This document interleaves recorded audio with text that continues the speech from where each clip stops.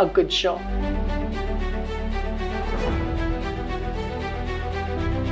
With me today, I have Mr. Michael Myles. I told you Michael would be. And today we're going to talk about some of the challenges that Michael endured to get to where he is at now. Michael is a Caymanian from Georgetown, and part of your success is built on the foundation of not being rich in actual fact. You obtained a scholarship to a university overseas and got your bachelor's degree in social work, and you did that for about 30 years. Mike, would you please tell us some about yourself? You know, I've been privileged. I grew up in a very small community of central Georgetown. Harlem is where I grew up, and I consider myself fortunate to have grown up in that community, because I grew up at a time in the 70s, 80s, and 90s where people cared. You know, people loved on each other, people disciplined, people encouraged, you know, people looked out for you. That's the community that I grew up in. I grew up in a single parent home, and with a mom who also demonstrated what hard work is. So I consider myself very fortunate. Certainly disadvantaged, but it made me stronger. And she never made us believe that we were ever disadvantaged, because I can tell you, I never thought about where my next meal was going to come from. I never thought about if I was going to be homeless or not, but I knew that my mother worked hard. I knew she worked a lot of long hours, and I knew she had a dream of protecting her family. She continues to be the matriarch of our family, and continues to do exceptional well for me. Now as a grandmother, she continues to support me with my family and her brothers and sisters. But the community that I grew up in was very tight-knit, where anyone at any time could discipline you. And I don't mean discipline you like beat you, but chastise you, could address issues, you know, could contact your family. And, you know, we grew up in a time where there was no cell phones, and the average person didn't have a house phone, right? So people knew everything about your community. I chose social work because I wanted to serve. That's what I have done. I have served in a number of different capacities. So, you know, when I got a football scholarship, it's the only way that I would have been able to get off of our country and get my education. I never in a million years, Katina, really thought that I would actually get a scholarship, because the people in my community, we never went to college. You know, we went to work for the government, and we went to prison. I mean, that's what I saw, right? So my mother assured me that I was going to do something special. She pounded that in my head. She said, you know, you are going to be the game changer of our family. And she put a lot, certainly into me. She gave me a lot of responsibility. So the goal for me has always been, how do I give back? You know, how do I replicate the phenomenal things that my mother has given me, the value system that my mother has given me? Not perfect, but hard work, you know, commitment, determination, you know, believing that you can do well and excel, you know, and that's who I am. I mean, that's what I've carried through today. So on last week's show, we were talking about the power of the two-parent household. And we had the privilege of interviewing Madam Speaker, Catherine Ebanks-Wilkes from West Bay. And Pastor Ellen was also here, who's not here with us today because she's off doing other pastoral works. And she has a history with a heritage of two-parent households. And of course, we looked at some of the statistics. We spoke to the fact that because you come from a single-parent household does not mean that you are doomed. Nope.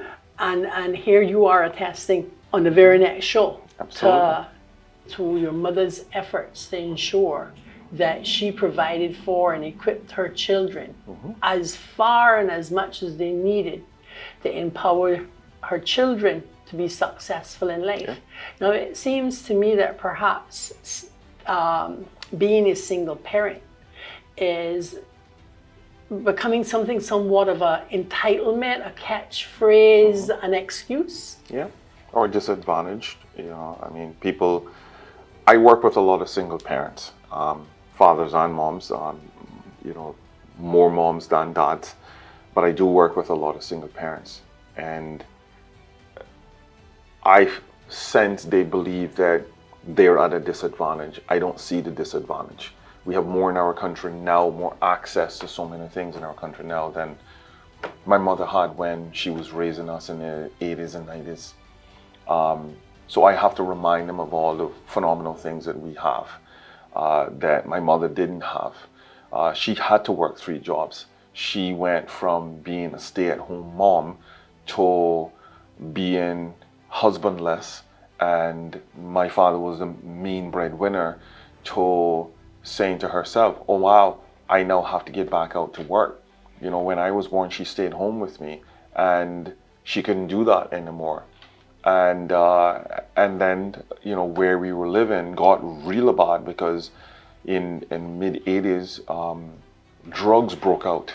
It was drugs everywhere in Harlem. It was drugs everywhere in the streets. Crack cocaine was the weapon of choice in our country. And I mean, people were disillusioned on how far reach that went. So she pulled us out of Harlem and said, I can't afford to lose my kids. And we were living, right? She basically said, I'm going to do this. And she didn't just tell us, Tina, and I think what I try to get to a lot of single parents to have a clear understanding about, she rolled up her sleeves and she did it. She worked. She demonstrated that being a single parent isn't a handicap, but now she had purpose. And her purpose was to protect her family, work hard, and ensure that she can do the best she can. Listen, man, not perfect. She'll tell you she made loads of errors, in raising kids.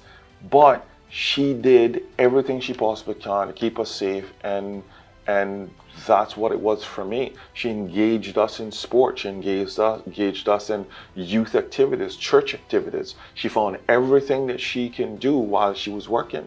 And when we weren't in those activities, we were with her at work. And she worked in the hospitality industry. My mother worked at the Holiday Inn, right? From there, she went into condo management. If we weren't playing football on a Saturday and she wasn't watching us, we were with her, doing her business, and she sold jewelry.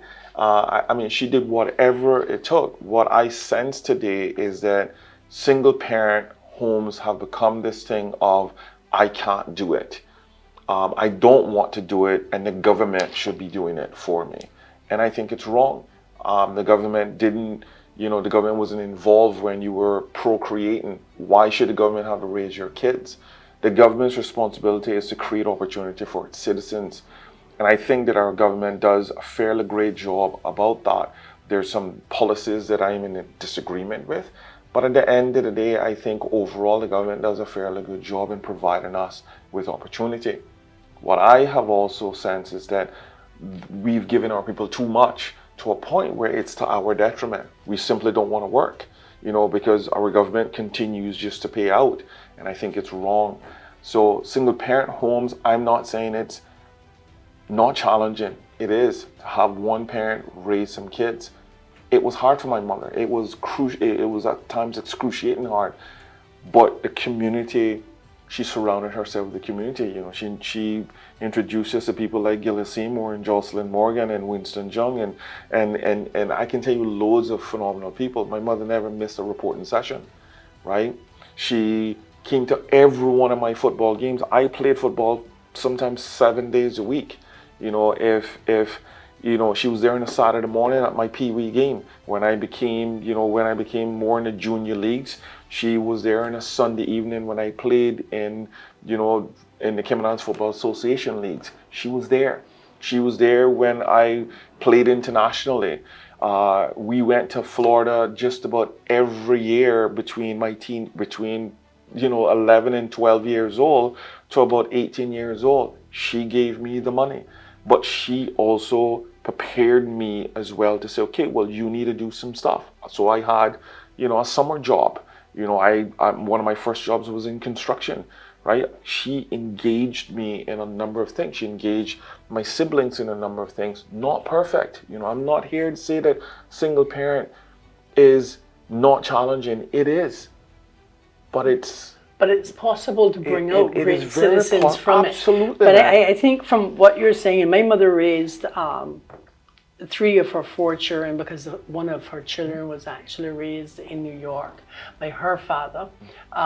So I've also watched my mother hard at work raising me, because by that time the 2 children ahead of me were already adults. But I watched my mother apply herself. She worked 2 jobs also, but she also, you know, found programs for me as well in the Vacation Bible School.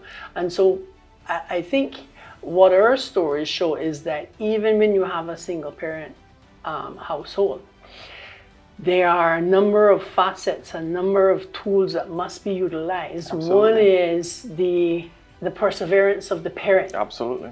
Not giving up, not giving in, but being resourceful, being committed to your children's future. Every action that they take in the present is an action actually for the child's future. Absolutely. The child himself also being aware and engaged in their own success. Yeah. Having been encouraged on by that single parent, explaining the circumstances that they're in and the roles that the parent is playing and the role that the child needs to play and has to play and how well they're playing it. And when it's time then to critique that child, critique the child positively, and the community. Yeah. And I remember quite well that we had to walk a straight and narrow path because the community had its eyes on us. It does. And different members of the community had different ways of chastising us. But the thing is that we weren't allowed to get away with the wrong. Absolutely. We were rebuked in the wrong. Yeah. And now here we are as adults saying to the government and to other single parents that we need to embrace our responsibilities as individuals, as parents. The government has its responsibility towards every citizen in this country, but parents don't have the right to throw their kids on the government and expect that the government must provide programs and must provide resources. The government is there to assist each individual because no man is an island. Everybody falls in need at some time, however that need identifies itself. Everybody falls in need of somebody at some time. The government has set programs up, put systems in place to assist each citizen to be able to get back on their feet and to progress as an individual. I know we have our challenges in the employment industry and lack of training and so on, and I know we're going to get around to that in just a few minutes. But parents don't have that privilege or that right to turn to the government wholeheartedly and say, my child needs food, my child needs clothes, my child needs shoes, and my child needs education. And then when my child leaves from school, my child must have a job. What you're actually saying is, I am not capable of being a parent when you throw yourself back and throw your children into the care of the government system. One of the things that my mother have allowed us to do is fail. And sometimes that was the lesson. She taught me, I was put on I was telling our new group this week that this woman had so much confidence in my ability, certainly saw something more than I saw, that I had just turned 17. In 1990, I graduated from high school, Caymanian High School at 16 years old, and I had just turned 17 when I caught a flight in January. She put me in a plane to go to Kentucky to start my bachelor's degree. She didn't visit the school. She didn't talk to the coach. We got letters. There was no email. We didn't have no computer. There was no, I spoke to the coach a few times on the phone. But she put me on a plane and said, go get your degree. She had that level of confidence in me. She visited the school probably 2 years after I was I had finished my freshman and sophomore year when she actually came to the little town in Kentucky that she had to catch 2 planes and drive over 2.5 hours. Right? That's the level of confidence. But she allowed me to fail, and she allowed me to learn from those failures. As a man, I have failed many times, but I believe that the foundation that she built for me allowed me to pivot, always pivot back. I was teaching our young folks this week that just as I've done multiple groups, parents' responsibility is to give their children that foundation. Allow them to fail. I allow my daughters to fail because they need to have, you know, and failure in a more manageable way. Now, I'm not going to allow them to OD, you know, or do something crazy and off the wall.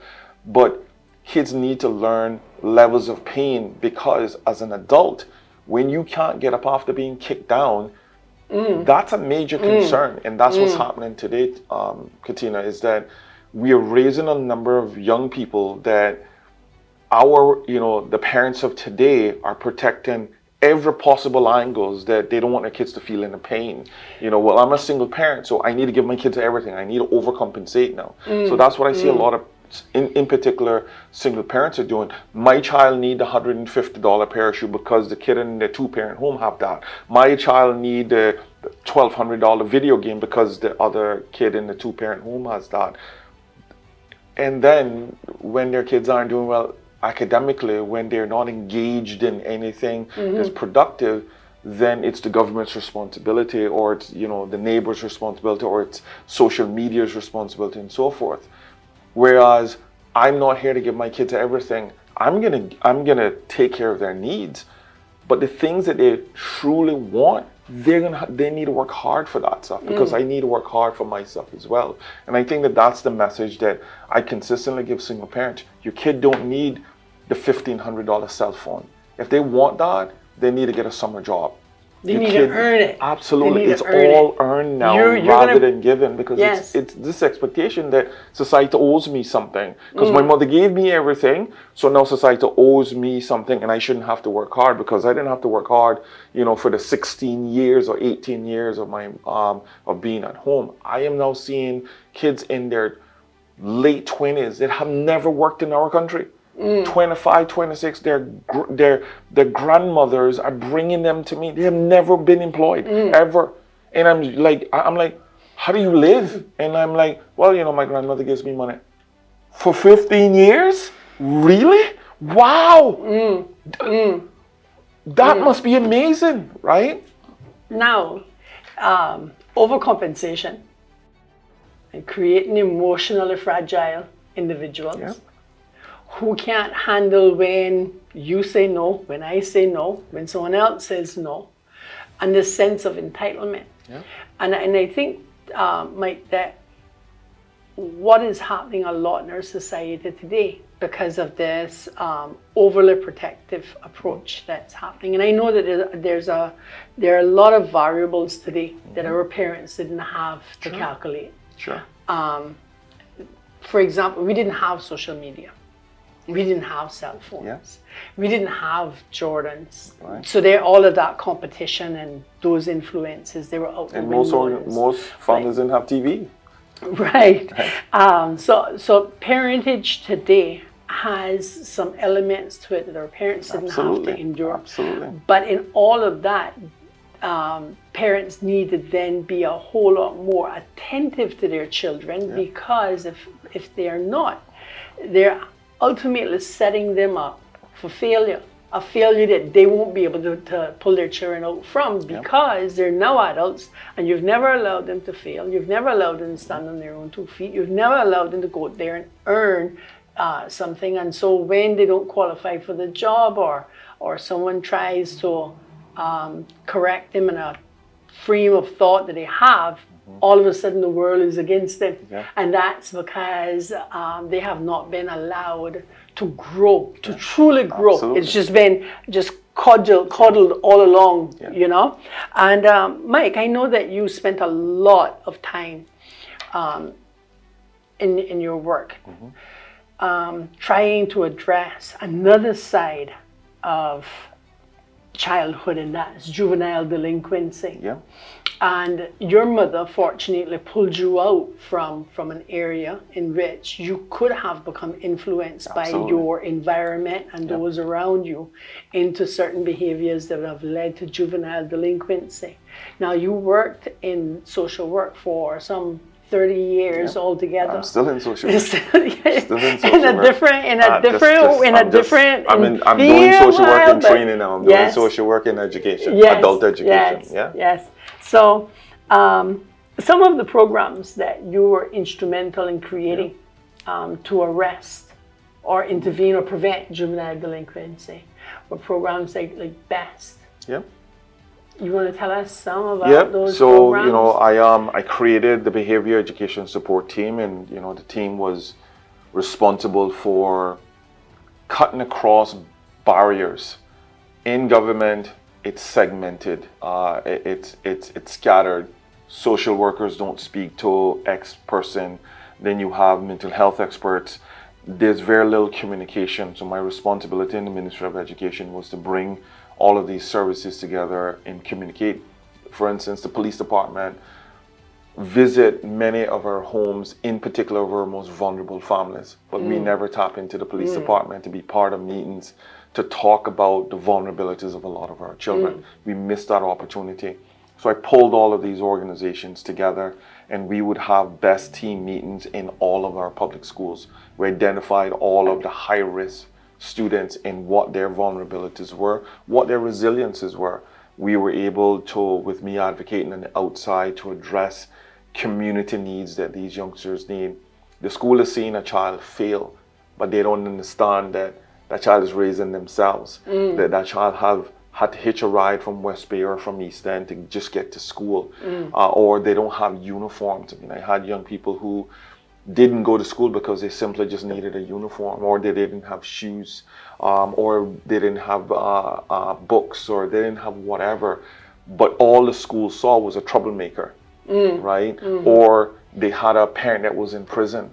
They had an alcoholic parent that was the sole provider of them. These are the scenarios that in our country that we don't really talk about, but what we see is a mischievous child. We see a disrespectful child. We see a hostile child, and we exclude that child. We put that child out in the street, and then we're shocked when that child breaks into some place because of desperation, or they commit another crime or whatever. So BEST, was looking at a lot of that. What sprung out of BEST as well is the extended after school program that we shared, right? Yes. So as I've said to you, I grew up in an after school program.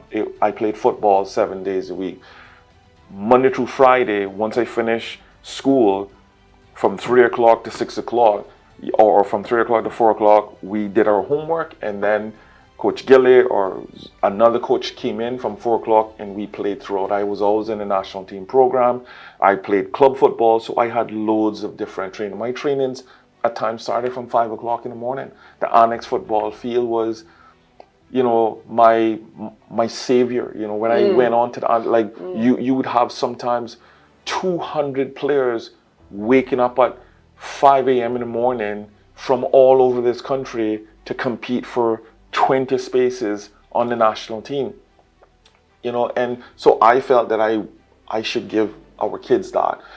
We were successful in launching that program. I helped fund the program. I managed it from the Ministry of Education for about 2 years while I worked there.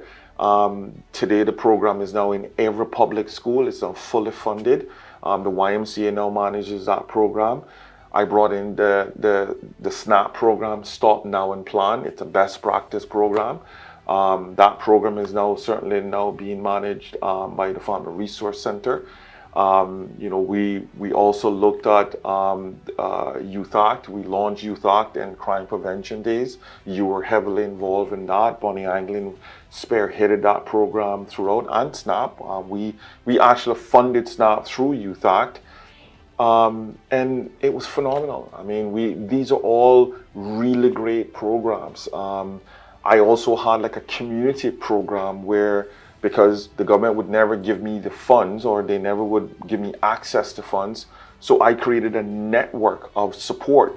I had doctors, dentists, pediatricians, opticians, grocery stores. I had at least 10 organizations that when the school called me to say a child is needing these things, I could pick up the phone and say, hey, can you see this kid today? And it was done. Now, it's a bit unfortunate, Mike, that the government, even until today, still does not see or is absolutely unwilling still does not see or is absolutely unwilling to accept that not every human being is academically inclined. And that I think they know. I said it before. I love the mechanic. I'm totally inspired by him. Yeah. I'm amazed by him because he has a specific skill set. I don't understand it. To me, it's absolutely genius. The guy stands beside my car. He says, it's this. Yeah.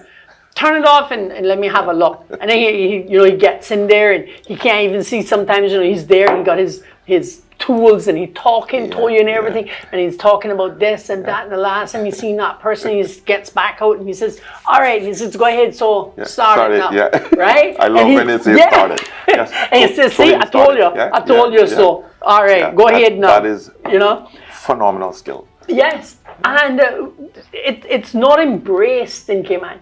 It's not highlighted. It's not exalted. But yet it's a talent. It's an intelligence. It's a profound intelligence because all I see is a pile of metal and bolts and screws and wires, and it's a whole complete mess. And this guy is actually able to make this thing sing like a canary.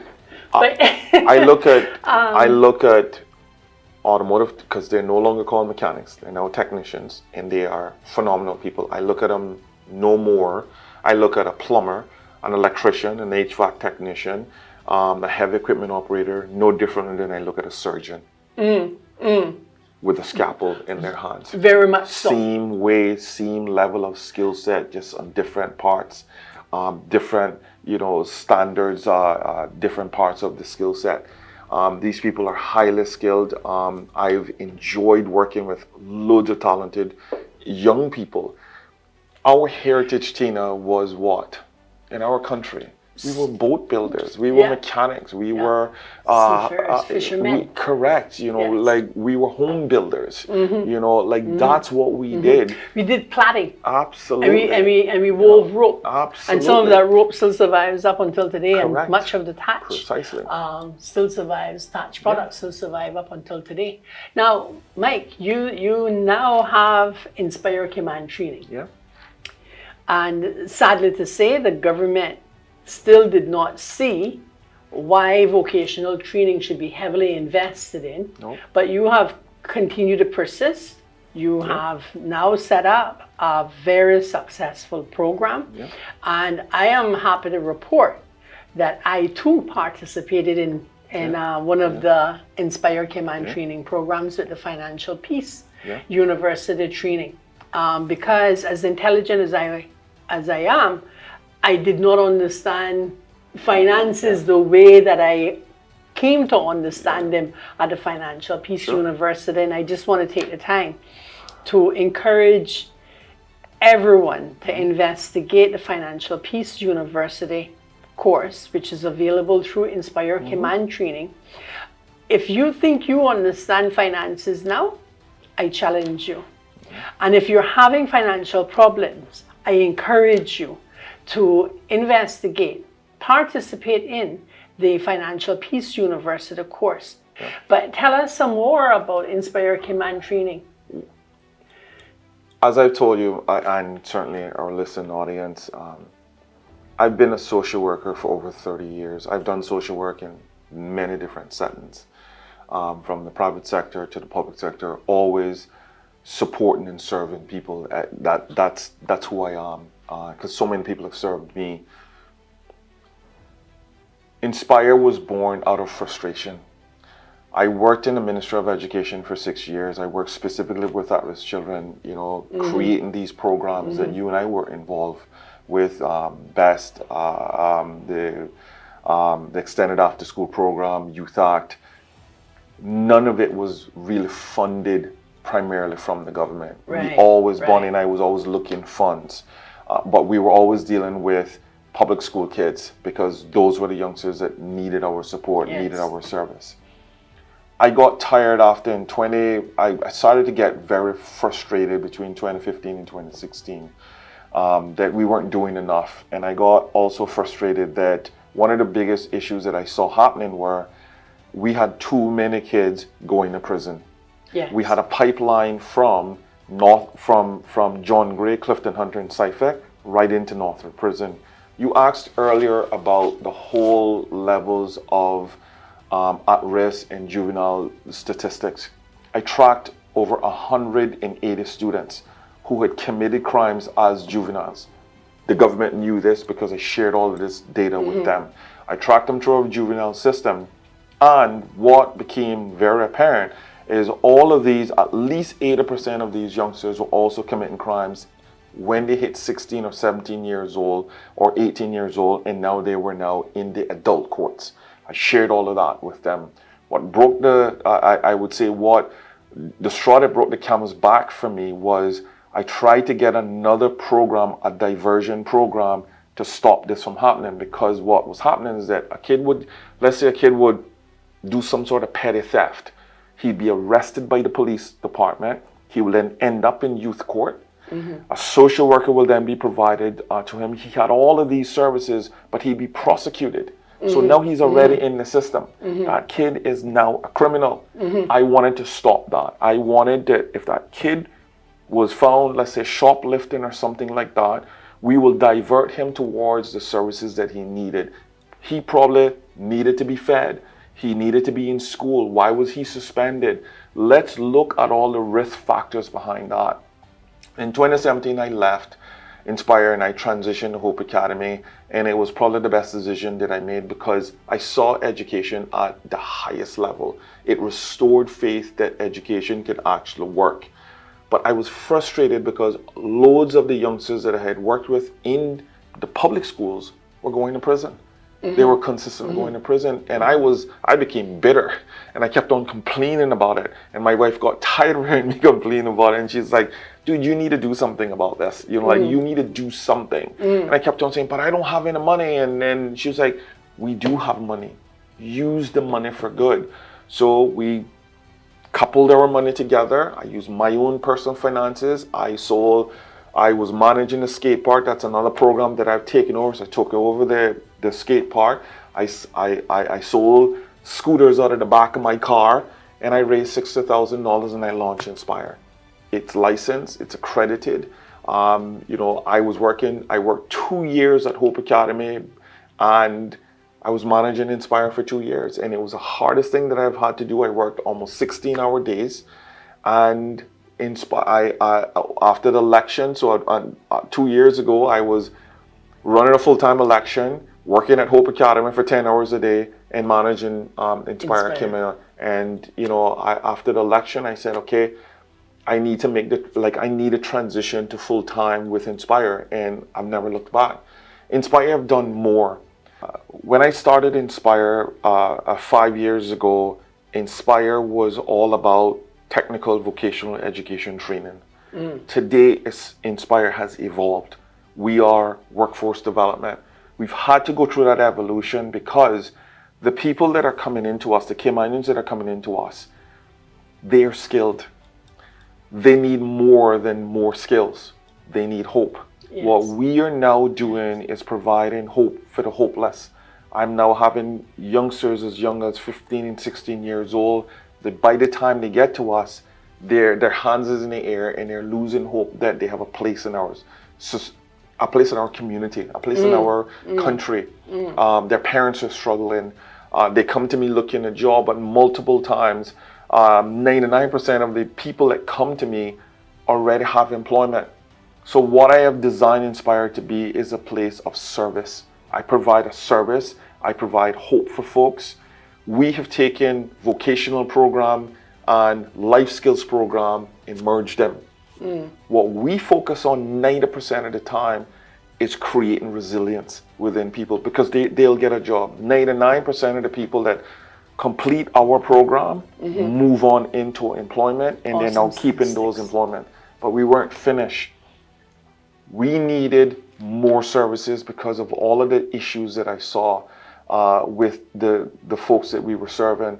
So we now have a part-time, we have a contracted therapist that works with us with all of our groups. She does individual life skills training and coaching.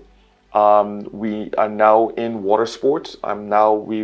We've had loads of water sports operators who said, I've been in the water 20 years and I don't have a license, right? Can you help me with that? Absolutely. Yeah. Or I need first aid CPR, because if someone falls over, I need to understand how to, provide that service to them. So we've got involved and helped. The course that you went through, that's now embedded in all of our full-time courses. Okay, so now we've gotten you a job, but you're still receiving assistance from NAU because you're not managing your money well. So we are now teaching people how to live on a budget, how to look at health insurance different, life insurance different, how to look at your pension as an actual strategy for you to retire with dignity. Inspire has now become a holistic training program. We provide things like transportation, health insurance, whatever the needs. Just today, I had to pick up some shoes for one of my students because I need her to look phenomenal when she comes in, right? So I'm like, go pick out some shoes. You already look very nice, but I need you to wear some really nice shoes. So we bought those shoes. I buy work shoes for people who are going into construction or automotive. We buy whatever we can afford in order to give them an advantage. Another thing that we've done, that we've taken on, that I never saw coming, was that employers all of a sudden started calling me. They were like, "Hey, who do you have?" And I'm like, "Are you recruiting from us?" And all of a sudden, we now have at least 30, organizations that are calling me saying, "Hey, I'll take a kid from you any day, because I know the kid's going to show up for work," because we pound that through them. I want folks with resiliences, because the world is going to kick them down, Tina. They're going to get beaten down. I need them to get back up. I need them to get back out there. I need them to show that they are tough enough to go through this, because it's not because you have a degree. I tell people all the time, I have a degree, but I still filed bankruptcy at 34. I had to go through that pain of filing bankruptcy to serve my community, because when people come in and say, "Well, you don't know what it's like to be broke." Yes, I do. Yes, I do. I know what it's like, right? It's a lot of pain in that. I get it, but I had to live on a budget now. Yes. I had to actually live on a budget. Yes. I taught my daughters how to live on a budget. My wife and I live on a budget. So the exciting thing about Inspire is that we are small enough, we're nimble enough to change the things that what we're doing to actually suit what people need. What we've also done is I started doing, every month we get the report, we get the jobs report from work. Yes. I use that as a guide, all right? Here's what employers want. Over the last 5 years, I have met with over 200 employers. So you use that as a guide as to what courses you're going to create. That's it. Yes. That's it. Wonderful. So Mike, you have moved from trying to make things happen to actually making things happen. This is it. Trying to have a difference made to making a difference. I got tired of it. So if persons wanted to, you got tired, but you didn't give up. No, I got tired of waiting for the government to do it. So I said, something? I'm not waiting for them to do it anymore. And I got tired of saying, it's not my responsibility. I'm just a citizen. I've done my time. It's not my responsibility. Yes, it's my responsibility. We all have a civic duty towards making our country work properly. Yeah. So if persons wanted to either sponsor Inspire Cayman Training, or if persons wanted to be trained at Inspire Cayman Training, how would they get in contact with you? They can send us an email. They can send it to info@inspirecaymantraining.com. They can give me a call at 939-1301. or simply walk in. We are located at Grand Harbor. I say to people all the time, we're at the very back of Grand Harbor. We're right in between Vital Yoga Gym and Saltis Restaurant, right? Then our names are all on our windows and our doors. All they need to do is walk in. I sit in our reception area. Sean and I normally are the ones that are there. He's my partner in crime. With this as well, Catherine Hampson is one of our instructors who does a lot of really cool things for us.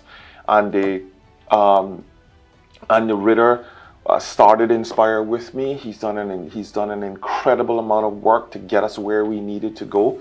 We have about 2,000 square foot of space there. We have outgrown all of that now. So it's exciting times of, you know, what the next phase of Inspire is going to be. I can tell you what it's going to be. It's going to be great. Yeah. It's going to be great and greater. I'm looking forward to it. Yeah, it's a journey for me. It's a journey to see what that metamorphosis of it is going to be. I started off on Eastern Avenue with a room just a little bit bigger than what we're in, about 1,800 square foot of space. I had a TV screen on the that was on stilts, some chairs, and a lot of heart and faith that we were going to grow this, and it has exploded. I mean, my phone rings non-stop. I get at least 50 to 100 emails a day. You know, I mean, that's where we're at now. Good. And we look forward to greatness Absolutely. from you. Continued greatness from you. Michael, I want to thank you for all of your efforts that you have made. I thank your mother for all the efforts that she made. I want to thank you for continuing to invest in our children, continuing to try to arrest juvenile delinquency in the country, giving individuals a second chance, persons who've been convicted, have a really great and special challenge of getting employed. I want to thank you very much for the role that you play in helping persons who have been convicted in getting qualified and getting employed. And I also want to thank you for coming on to our good show today to talk about this really good program that you have. And I want to thank you, our viewers and our listeners, for tuning in for another segment of A Good Show. You can listen to A Good Show on Big Fish 95.5 FM on Saturdays and Wednesdays at 12 noon. And you can tune in and watch A Good Show on Cayman Live TV on Channel 33 on Logic on Sundays at 7 p.m. and again on Tuesdays at 7 p.m. If you would like more information about today's program or Inspire Cayman Training, you can also send us an email at agoodshow@christian.ky. Also consider becoming a sponsor of A Good Show. Thank you very much and God bless you.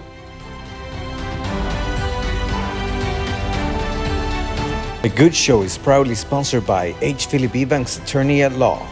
For all of your legal needs, Philip Ebanks, Attorney at Law,